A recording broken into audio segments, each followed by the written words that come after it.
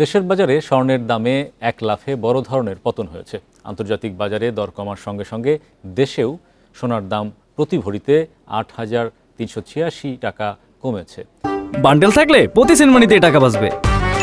বিকাশ send money bundle কিনে জিতুন প্রতি লেনদেনে। তবে এরপরও ২২ ক্যারেটের প্রতি ভরি স্বর্ণ কিনতে গুনতে হবে ২,০৮,৯৯৬ টাকা।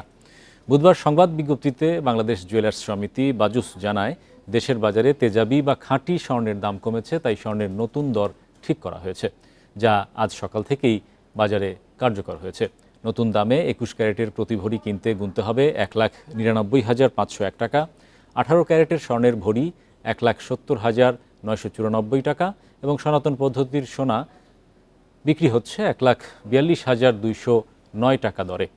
এর আগে টানা ৮ দফা বাড়ে স্বর্ণের দাম। ২২ ক্যারেট স্বর্ণের প্রতি ভরি দেশের ইতিহাসে সর্বোচ্চ ২,১৭,০০০ টাকা ছাড়ায়। এবার স্বর্ণের দাম কমার সঙ্গে সঙ্গে রূপার ভরিতেও দাম কমেছে ৭৩৫ টাকা। ২২ ক্যারেট রূপা বিক্রি হচ্ছে ৫,৪৭০ টাকা দরে।